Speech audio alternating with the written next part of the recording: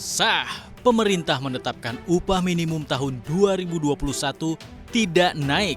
Dalam surat edaran Menaker nomor 11 tahun 2020 disebutkan bahwa keputusan itu diambil dengan mempertimbangkan kondisi perekonomian di masa pandemi dan perlunya pemulihan ekonomi nasional. Oleh karena itu, Menteri Ketenagakerjaan Ida Fauziah meminta kepada para gubernur untuk melakukan penyesuaian UMP 2021 sama dengan nilai UMP 2020. Ida juga meminta para gubernur untuk mengumumkan kebijakan UMP tahun depan pada 31 Oktober 2020.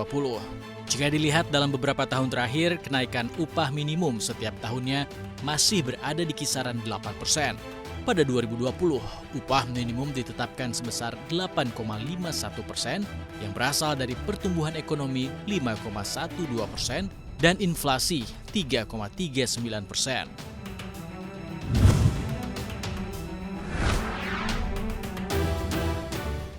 Bank Indonesia mencatat likuiditas nasional atau uang beredar dalam arti luas M2 pada September 2020 naik 12,3% year on year menjadi 6.742,9 triliun rupiah. Namun bila dibandingkan dengan Agustus 2020, laju pertumbuhan uang beredar cenderung melambat, di mana pada Agustus mampu tumbuh 13,3%. Bank Indonesia mencatat pertumbuhan uang beredar didorong peningkatan ekspansi keuangan pemerintah. Hal itu tercermin pada pertumbuhan tagihan bersih kepada pemerintah pusat yang mengalami tren peningkatan dari 65% pada Agustus 2020 menjadi 76% pada September 2020. Namun sayangnya pertumbuhan kredit pada September 2020 malah minus 0,4% secara tahunan.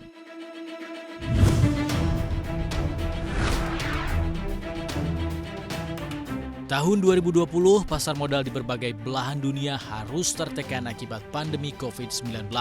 Risk appetite investor di tahun ini berubah karena COVID-19. Perdagangan saham di Bursa Efek Indonesia pun tak luput dari dampak corona.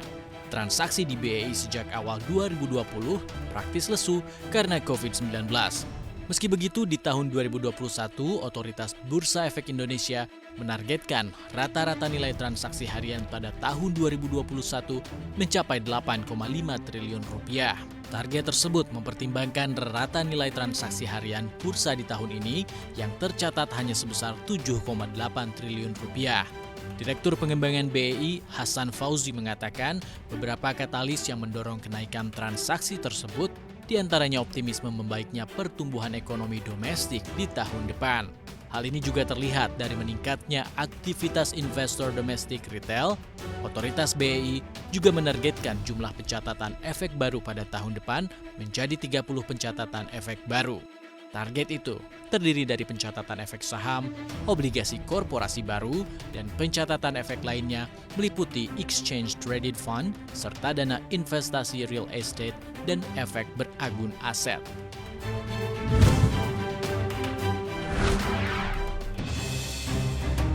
Di tengah pandemi COVID-19, pundi-pundi kekayaan pendiri Alibaba Group Jack Ma kian menggunung.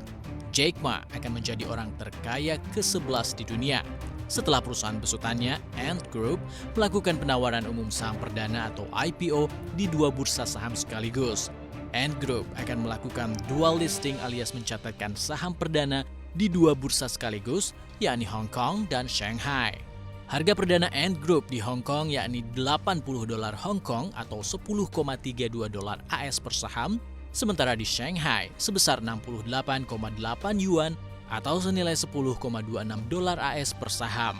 Berarti IPO Ant akan menghasilkan dana senilai 34,4 miliar dolar AS atau setara 506 triliun rupiah dan nilai kapitalisasi perusahaan lebih dari 310 miliar dolar AS.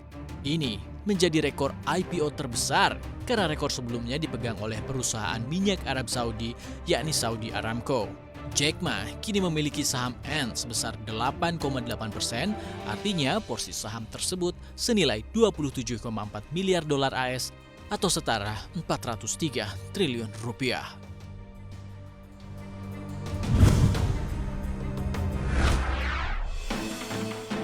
Ekonomi Korea Selatan resmi resesi setelah ekonominya di kuartal 3 2020 dinyatakan terpuruk dengan menoreh minus 1,3% secara tahunan. Sebelumnya, negeri K-pop ini juga sudah mencatatkan kontraksi hingga 2,7% pada periode April hingga Juni. Meski begitu, jika ditinjau secara kuartalan, ekonomi negeri ginseng tumbuh hampir 2%. Stimulus bank sentral yang memotong suku bunga ke level terendah di 0,5%, serta gelontoran stimulus fiskal sebesar 274,83 miliar dolar AS untuk masyarakat hingga dunia usaha dianggap berhasil.